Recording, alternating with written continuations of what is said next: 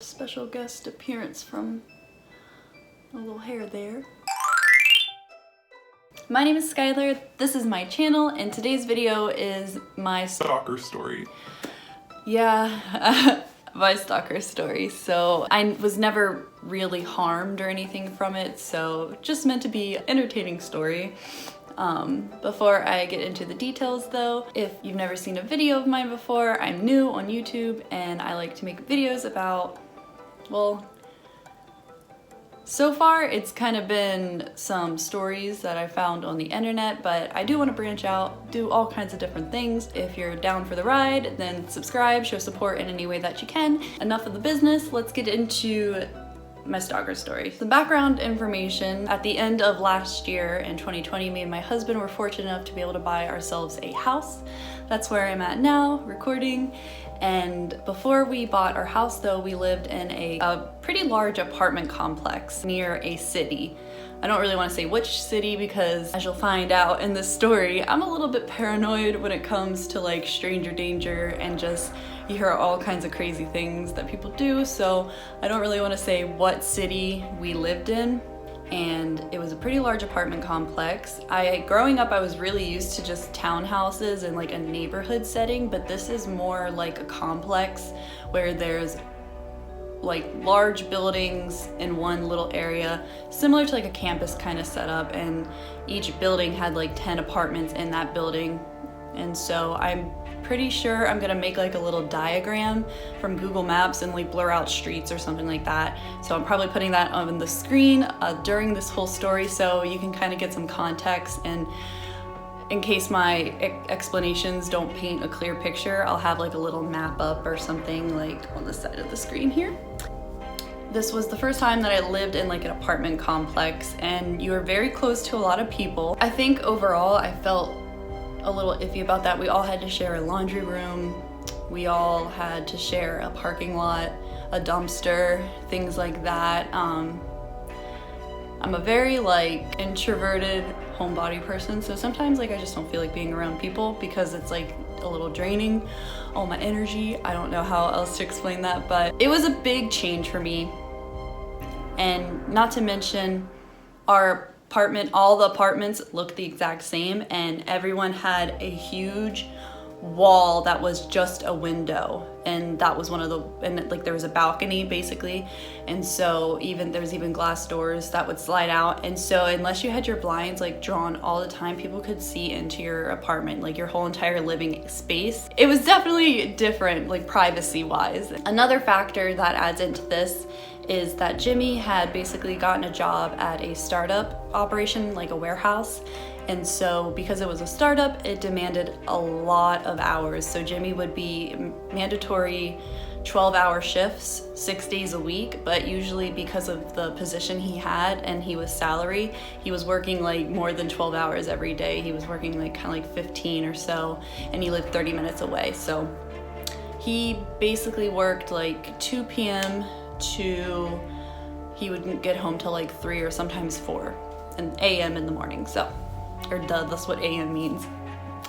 Anyway, I would get off work at 8 p.m. I would be home 8 p.m. to 4 a.m., which is kind of a long time at night. So that, and I'm alone with our dog Jenny, who I don't know how well she is at being a guard dog, like when the moment would actually come to it. She's great at barking at nothing, but she's kind of a friendly little dink, if that makes sense. Just like a friendly little potato that dog is. So, and easily persuaded with treats. Now we can get to the actual stalking. So there is, I think, 3 main interactions I've had with this person that just completely sketched me out.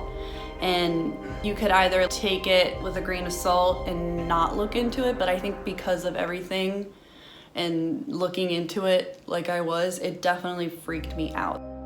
I get home from work at like 8:30 at night, it's already dark out, and I have to take Jenny out because she's been home alone all day, and you gotta take your dog out, get their energy out, all that jazz. Here's where I'm probably gonna put up like the diagram for you, but I was walking around our building to the other side, and I was walking around, and this person lives on the side that I was walking on, and we were walking on the sidewalk, and I noticed that a white car pulls up and two men get out of it. One of them runs up and goes into an apartment, because since they're on the ground floor, their balcony door technically is another way into their apartment, unlike somebody that lived on the second floor, or you know, where the balcony's in the air. So duh. Anyway, I don't know why I explained that, but he runs in to his apartment on the ground floor, and he runs out with a dog, and then the other guy was walking towards the same apartment the other man had ran into, but technically that's still walking in our direction. It would kind of been rude for me to just yank my dog, because she sees this other dog now, and so she's like excited to like go meet this other dog, and so I would have to pull her, and Jenny is like 45 pounds, and she literally could drag me around like if she wanted to, if she really wanted to. So I would have to pull her away and go the complete opposite direction, which would have been kind of awkward, and I risked Jenny slipping out of her collar, or I just face these people, which, because I have a little bit of social anxiety, I sometimes force myself to have little interactions with people, because I can't just always run away from people like I want to do sometimes. I don't know, I'm like a piece of work. So I think they say hi, and then they say, "What's your name?" I was a little freaked out because I'm alone, nobody is out, it's dark, everyone's like in bed basically by this time, and it's just me and these two people, and I watch a lot of true crime, and like I said, I'm kind of anxious and paranoid, and so when they ask like, "What's your name?" I just like, "Do you mean me or the dog? Like, what's your business? Why are you, like, what do you want? Where is this conversation going? Can we just not do this," basically? And I was like, "Me or the dog?" And they were like, "The dog, weirdo." And I was like, Jenny. I don't want to tell them her name, because I know if they know the name of the dog, then that's like how they can be friendly if they do try to break into your apartment. Like, these are the things that's going through my mind. Like, I don't want you to know my dog's name or my name or anything about me, because I sound crazy to myself just recounting this, and I hope I don't seem like a giant weirdo. Like, I can't be the only one that does this. But they asked me then what my name was, and I was like, "Skylar, hi." And I'm trying to think, they basically told me, the guy with the dog, which it's a black and white pit bull, super cute dog, like, wish Jenny and that dog could have actually been friends, but the dog belongs to a stalker. So the guy with the dog lives there, and the other guy was his brother from New York. They're like, "Do you live here?" And I was like, "Yep." I wasn't gonna tell them what building or anything, and I was like, "I gotta get going, bye." And whenever they were stopping to talk, like, we were on a sidewalk, and it was a narrow sidewalk, which I have in like my graph here that you've seen, and so they were blocking my path. Like, they were standing, like, they didn't move or anything, they were standing, so like I would have had to turn around or like walk past them, and it just, that moment of having to walk past them, like, I was afraid, because like, one, I wouldn't see them because they would be behind me, and like they could have, like, two men could have overpowered me. They have a bigger dog that could have, like, again, that's like the stuff that was going through my mind. So to get past, I had to, you know, walk past them and pull Jenny, because I'm trying to like run and get out of this situation, and Jenny's like being a fucking ditz and trying to make friends with the dog, and I'm like, "Jenny, I feel like I'm gonna die, can we go please?" And so I run back into our apartment, and it freaked me out, but I was okay, and I was probably just being paranoid, but I called Jimmy, and I was like, locking the door. I literally put a chair behind the door in case they saw like what apartment I went in somehow, because our apartment has like big glass windows on the side too, where the stairs are. I put a chair to make sure the dinky apartment lock wouldn't like break when they would try and break in or something, and my blinds I've always kept shut because I hated how at night people could look in. So anyway, that was the first encounter, and then the second encounter happened like a week later or so, and I wake up in the morning for work. Work was like at 11, so not really morning, but I would have to wake up at like 8 or so or 9 or so to get ready. And so I take Ginny out and I'm walking up, which I'll put in my little diagram where I'm walking. I'm walking up with Ginny and I see someone get out of the white car and again like stop in front of me, and it's like my stalker, and he was like, "Hi Skylar," and I was like, oh my gosh. He didn't say Ginny, he didn't say hi Ginny. He said hi Skylar, and I was just like, hi. And then I keep going, and when I come back, kind of like loop around a bit or get to a point where I can see where we had been, who brings their dog out for a walk but my stalker? And I'm like, okay Ginny, it's time for you to go to the bathroom now, which I'm basically held at the mercy of like how long it takes my dog to go to the bathroom, because I can't make her suffer. I mean, I know like if my safety came down to it, but you know what I mean, like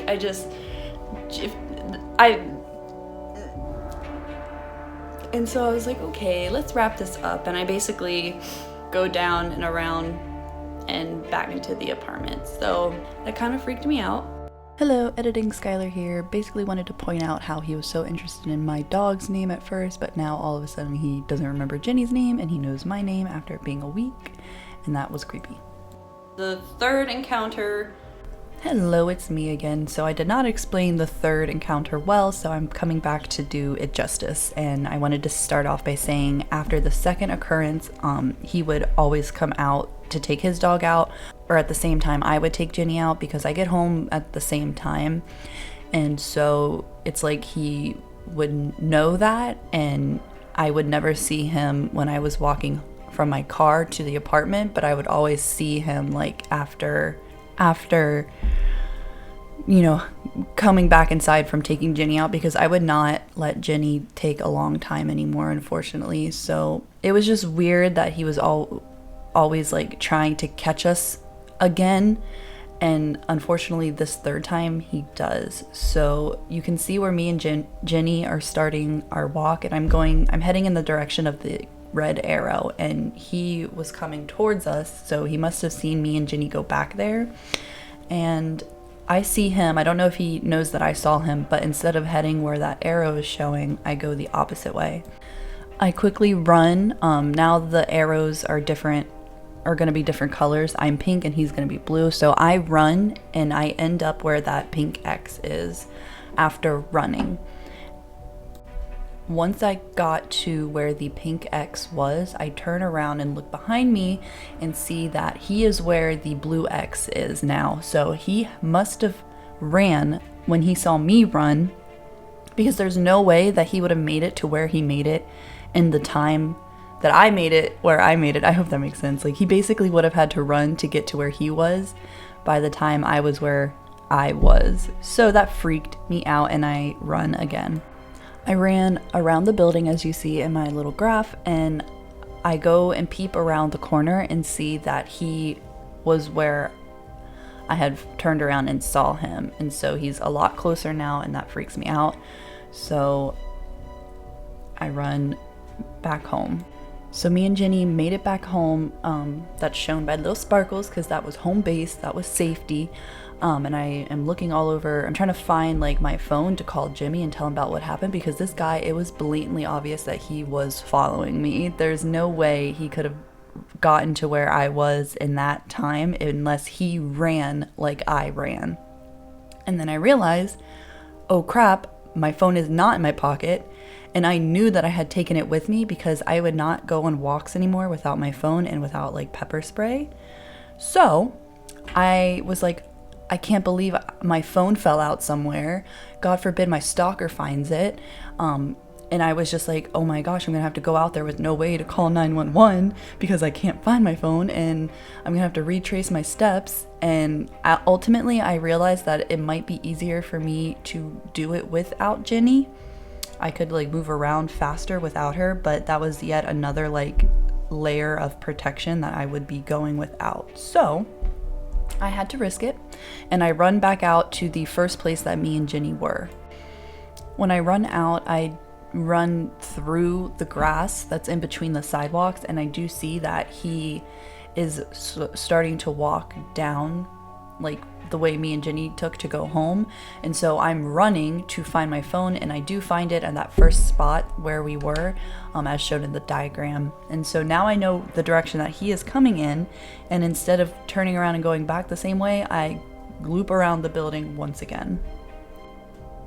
He still does have his dog, I just didn't put the little dog picture, but I loop around, as you can see, and the second X is where he was at the point of me going into my apartment. So I made it home safe, but now he for sure knows exactly which apartment building and apartment I am in, because he could have totally seen that from the long glass windows I said that was by the stairs.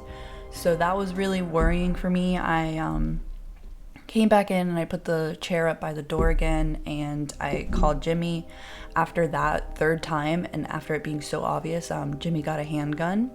But there was also another odd occurrence that was going on with a completely different apartment tenant that just added to the paranoia that I had, and I'm gonna switch back to the normal filming because I do explain that. So thanks for listening. That was just so weird. Like, I don't know what the heck that guy was thinking, if he was trying to like get my number or something, or just be friends. Like, he went about it all wrong, because like I got really bad feelings from like the whole situation. And I hope I don't sound like a crazy person. I hope like maybe you think it's creepy too, the way he went about things. And on top of it, there was another resident there that had a dog, and he was actually really friendly and really nice. And one night I went to take Jenny out, and he was already out, and he had his dog off the leash, because it was just like a smaller dog, so no, and really friendly, so no one ever really minded that it was off the leash, because you weren't allowed to do that. The dog off the leash runs up to us at first, and Jenny's like sniffing, and he's like, "I'm so sorry," and I was like, "No, it's cool." And he asked if Jenny wanted to play, and so I let her off the leash and was talking to him, and he seemed friendly at first, and then he said that like, "Oh, you live up on the 3rd floor there, right?" And I was like, "Yeah." And he's like, "Oh yeah, I've seen you, you know, since like we have the balconies and all." And I was like, "You literally just said that you see me through my windows in the balcony," which like, it wasn't very weird to me. Like, it was weird to me, but I didn't make a big deal about it until my niece came over with her friend and was staying like a night with us or something. And her friend liked taking Jenny on walks, and so they're out walking Jenny alone.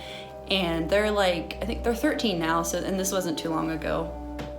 And basically they said that they ran into him, and he was asking them all kinds of questions, like, "Where do you live?" Like, and she was like, I'm visiting my aunt and uncle. And he's like, "Oh, which apartment do they live in? Do they live in that one?" or whatever. And she knew to not tell people where you live and things like that. So she was just like, "Oh, I don't know." And like, eventually like just walked away. And she said that he like watched them walk away. And when they came around later, like I guess came around to where, because this person lived across from us, so that's another reason why I kept my blinds shut, because he was on the same level. And Kylie told me that whenever they came back around to go into our building, that they saw someone like peeping out of their window holding a phone, like they were taking a picture. And when they turned around and like looked at them, like the person like ducked behind the blinds, and it was very obvious to them that they like were having a picture taken of them. And ever since then, or I'm sorry, like all of that on top of the other guy, like it was just like, what the hell is going on? And I felt very vulnerable being alone for that time. But I got like black tourmaline, like a crystal that's like for protection. And Jimmy got us a handgun, and I came up with a plan, like if someone does break in, I'm in this room and I can do this and that. And eventually all of that, along with pepper spray when I went on my walks with Jenny, basically was enough to survive until we bought our house. And now I don't have to worry about it, and it's really nice. And yeah, if you're making someone uncomfortable and you can kind of tell, maybe just, you know, respect like some space or something. I don't know. Hopefully no one thinks I'm just like a paranoid, crazy person, but it was freaky. And again, it was totally meant to be entertaining. I don't want to like,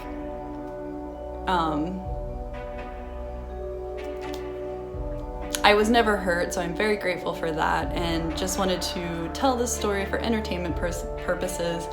And if you did like the video, give it a thumbs up. If you have a crazy stalker story yourself, let me know down below. Again, I want to stress that like I know there's like worse stalker stories out there and people go through a lot worse, and again, I'm grateful that I didn't have to like deal with something super serious, because it can get pretty bad. But so I don't know how to end this. That was my story that gave me trust issues, but I'm working on it. Don't worry about me. And if you're interested, pepper spray is only like $10 at Target, and it's a pretty good investment because you just never know. Oh, and if you get gel pepper spray, it's actually better because it lowers the chances of the spray getting into your eyes, because that's something like no one tells you about. Like, you gotta be careful when you spray pepper spray, but that's not what this is about, and I'm saying goodbye. So I hope to see you in another video. I have a true crime case I'm posting next, so it kind of like went with this, or I wanted to tell this story as in like a prequel to my true crime video I'm doing next, and it's the first one I've ever done, so subscribe and keep an eye out for that. And yeah, I'll see you then.